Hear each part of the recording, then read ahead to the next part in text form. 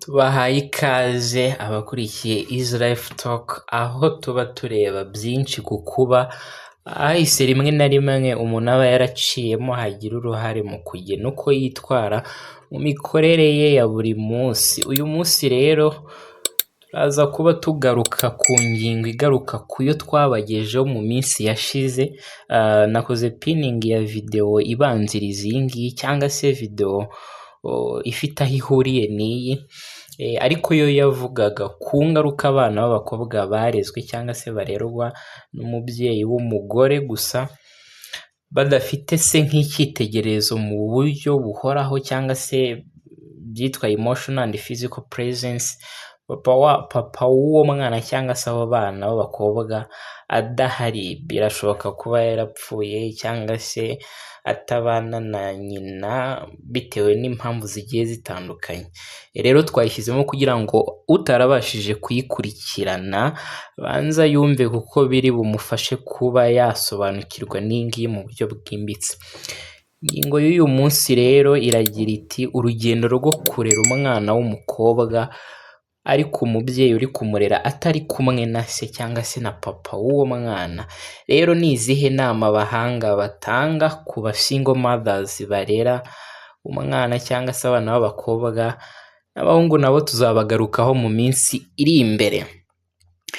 Rero waba uri umubyeyi w'umugore, waba uri umubyeyi ubyara abo bana, cyangwa se uri umubyeyi ariko w'igitsina gore urera abo bana, cyane cyane hano muri Easy Life Talk tugenda tugaruka ku myaka twagiye tuvuga inshuro nyinshi mu biganiro byacu, ariyo kuva kuri 0 kugeza ku myaka 8 ndetse no kuva ku myaka n'ubundi 0 kugeza ku myaka 18.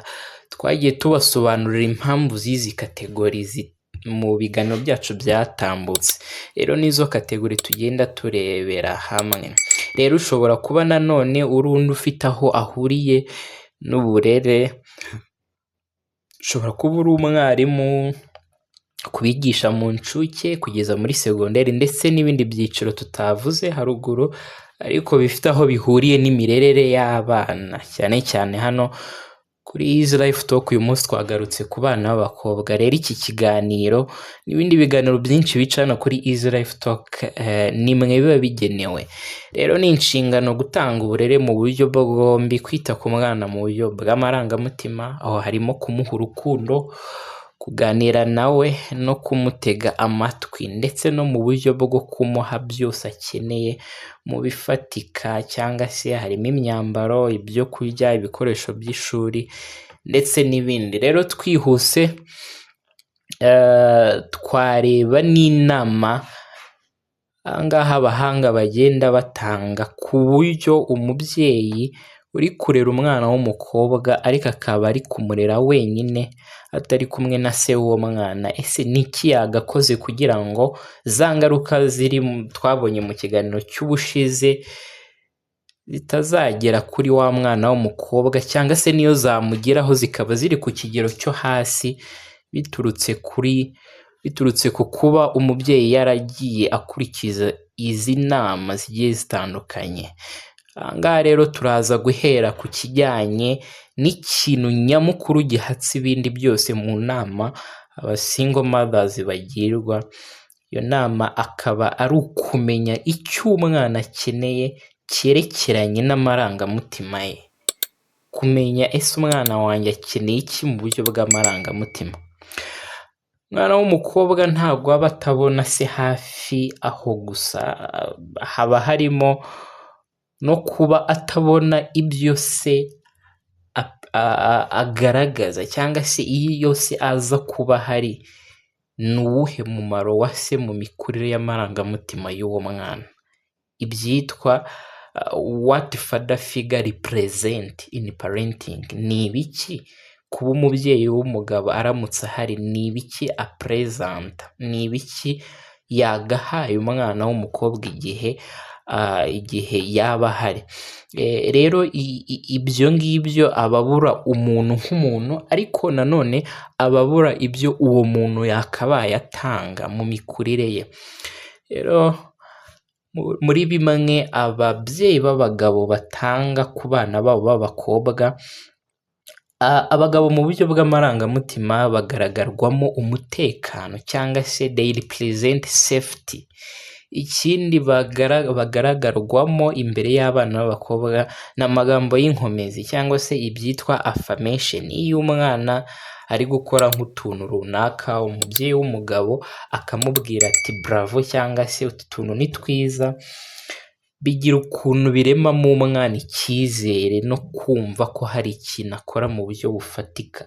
Rero iyo abibwiwe na se cyane cyane bitewe n'uburyo se aba agaragara mu maso y'umwana, biba ari ibintu byiza cyane. Rero iyo umwana atabibonye, icyo gihe aba agomba umubyeyi bari kumwe, igihe umwana agaragaza ibimenyetso by'uko hari ibyifuzo atari kubona, umubyeyi bari kumwe aba agomba kumutega amatwi. Rero hano gutega umwana amatwi mu bijyanye n'ibyifuzo bye by'amarangamutima nibyo biba ari iby'ingenzi. Rero kuba umwana yifuza sekirite cyangwa se need of security, iyi ni kimwe mu byo abana barikarama cyangwa se baba bifuza, bagaragaza mu buryo bitwara. Rero iyo umubyeyi uri kumwe n'uwo mwana atabasha kumutega amatwi ngo amenye ngo umwana wanjye ari kugira imyitwarire iyi n'iyi, ari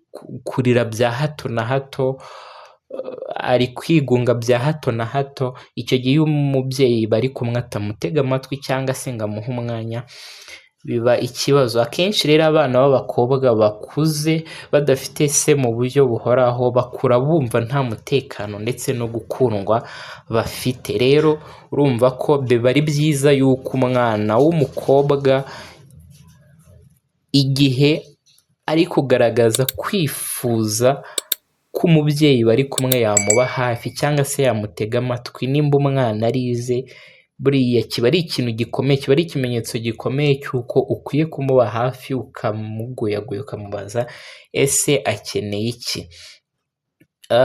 Ikindi buriya nanone abana b'abakobwa iyo bakuze batari kumwe na ba se, bagira nk'imbogamizi ni ukuba umwana w'umukobwa yakwisobanukirwa. Rero bakura bashishikajwe no kwisobanukirwa, akaba yakibaza ati ubundi ndinde, kubera iki ndiho, cyangwa se n'ibindi bibazo bijyanye no kwisobanukirwa. Rero iyo umubyeyi w'umugabo ahari, agaragariza umukobwa we umwihariko we n'icyo amaze, cyangwa se ibyitwa value and uniqueness mu cyongereza. Rero bityo bigatuma wa mwana w'umukobwa akura azi umwihariko n'agaciro ke. Yego, rero iyo umubyeyi uri kumwe n'uwo mwana atamutega amatwi ngo amube hafi, ibi byose nibiba biri mu mutima cyangwa se ku marangamutima ya wa mwana. Rero biba bikwiye ko wowe umubyeyi, umusingle mother umuri hafi, uba ugomba kumutega amatwi, wumva ibyifuzo bye biganisha ku marangamutima.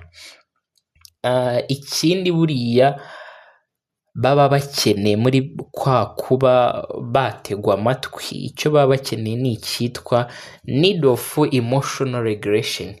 Buriya ababyeyi b'abapapa iyo ahari, hari ukuntu abana bitwara mu rugo. Nimba ari wa mwana wakundaga kwiriza cyangwa se kurizwa n'ubusa, ari wa mwana wakundaga gukubagana, iyo byonyine presence, physical presence y'umubyeyi w'umupapa igira ukuntu ihita ubwayo yivugira, igatuma ba bana babasha kugenzura amarangamutima. Papa araje, nimba twakubaganaga reka tubigabanye.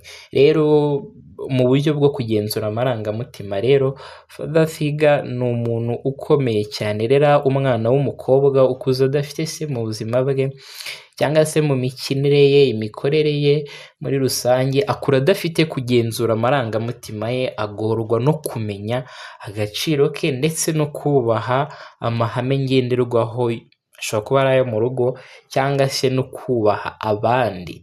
Rero biba ari iby'ingenzi cyane ku kuba we mubyeyi w'umusingle mother waha umwanya amarangamutima y'umwana wawe kugira ngo umenye ngo ese ni iki agaragaza nk'icyifuzo, ni ibiki yifuza. Rero iyo umwana w'umukobwa umuteze amatwi ukumva ibyiyumviro bye, ukumva icyo agushakaho nk'umubyeyi umwere, ukumva umuhora hafi kuko ni wowe afite wenyine, bimufasha rero guhangana n'izo ngaruka zose tuvuze haruguru. Bigenda bimwubakamo kumva ko nubwo afite ibyo yibwira ku marangamutima ye, ariko iyo umuteze amatwi abona ko ibyo ngibyo afite ku mutima hari uwo yabiganiriza cyangwa se hari uwo yabigaragariza mu buryo bugiye butandukanye. Nk'uko rero twabibamenyesheje, tuzajya twifashisha ubuvuzi bwitwa occupational therapy, aharimo uburyo bugiye butandukanye buzajya budufasha kumva zino ngingo zijyanye n'uburyo amarangamutima yo mu bwana agira uruhare, imikurire y'amarangamutima yo mu bwana bigira uruhare mu byitwa occupational performance cyangwa se uko umuntu akora mu buzima busanzwe yaramaze gukura. Rero kurera ni akazi muri occupational therapy, bisobanurwa ko ari akazi n'ikimenyimenyi. Mutanga amafaranga ngo abakobwa basigaye bitwa abatantine kugira ngo babasigaranire abana igihe mwagiye mu kazi. Rero iyi ni ingingo igaragaza ko kurera ari akazi ubwako, kandi bikwiye guhabwa agaciro. Rero bikwiye guhabwa agaciro ndetse abantu bakanabishakaho amakuru ahagije. Rero bumwe mu bumenyi tugiye kwifashisha buva muri buno buvuzi ni ubwitwa PEO model. Ni ukuvuga ngo P ihagarariye person, E ihagarariye environment, then O ikaba ihagarariye ibyitwa occupation. Person ni umuntu, environment ni aho uwo muntu ari, then occupation ni igikorwa uwo muntu ari gukorera aho hantu ari. Rero bino bintu iyo bihujwe iyo ari bitatu, bigenda bisobanura uko kimwe kigira uruhare mu kurema ikindi. Ahangaha rero bishatse kuvuga iki? Icyo bishatse kuvuga mu buryo bwa parenting cyangwa se buno buryo turi kugenda tugarukaho bw'imirerere, uburyo bwa PEO model bufasha ababyeyi barera abana muri rusange, ariko cyane cyane muri iki kiganiro turi kugaruka ku babyeyi baba bari kurera abana b'abakobwa, ariko ababyeyi nabo ari ababyeyi b'igitsina gore mu gihe base badahari bitewe n'impamvu zigiye zitandukanye. Rero kumenya ko imikurire y'umwana igirwaho uruhare n'imiterere y'umubyeyi we, n'imiterere y'aho umubyeyi aba, ndetse n'imikorere y'umubyeyi. Rero iyi PEO model nicyo ifasha ababyeyi kugenda basobanukirwa ngo uko nitwara bigira uruhare mu mikurire y'amarangamutima y'umwana. Imikurire, amarangamutima, imitekerereze, imyitwarire ndetse n'imikorere muri rusange. Rero kamere y'umubyeyi ku mwana hano irakonta, ndetse buriya muri environment cyangwa se mu bigaragiye umuntu, ntago iyo havuzwe environment ntago haba havuzwe ibifatika gusa cyangwa se physical environment, n'abantu bagaragiye aho hantu nabo baba ari ab'ingenzi. Rero inshuti z'umubyeyi nazo ziba zifite uruhare mu mikurire ya wa mwana mu buryo bw'amarangamutima. Si ibyo gusa, ahubwo n'ibimugaragiye bifatikana byo twabigarukaho, harimo nk'ibikinisho umwana afite cyangwa se imiterere y'ahantu umwana akuriye, n'ibindi bikoresho muri rusange. Hakiyongeraho nanone na gahunda za buri munsi z'umubyeyi, uko umubyeyi aburira umwana we wa mwanya wo kumutega amatwi, niko wa mwana agenda ahura na za ngaruka twagiye tuvuga haruguru. Ikindi akaba azi ko umwana ari we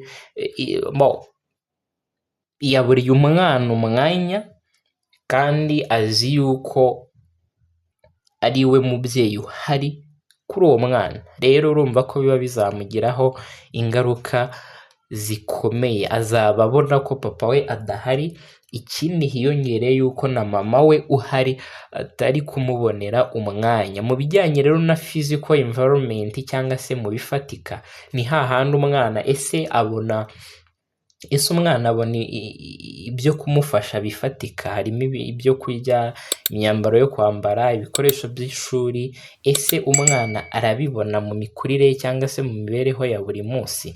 Ese umwana abasha kubona abandi bana bakinana kugira ngo atagumya kwihugiraho? Ese nanone ni ibihe umwana akunze kwisangamo bizamufasha kumenya n'impano ye, bityo bigatuma wa mwana atagumya guhugira ku kwibaza ngo kubera iki ntafite papa? Rero uko kuntu ibyo bintu byose bigenda bihura, uko umubyeyi we amwitwaraho, uko amushakira umwanya cyangwa se ntawumubonere, inshuti z'ababyeyi, abo bose bagenda bagena uko wa mwana azagenda yitwara mu buryo bw'amarangamutima. Rero iyi PEO model igenda ifasha umubyeyi gusobanukirwa ngo ngewe nk'umuntu ndi hehe, parenting ndi gukora nka occupation cyangwa se kurera ndi gukora nk'akazi, mbyitwaramo nte? Rero bino biba bizagira ingaruka nanone ku mikurire y'amarangamutima y'umwana nk'uko twagiye tubivuga haruguru.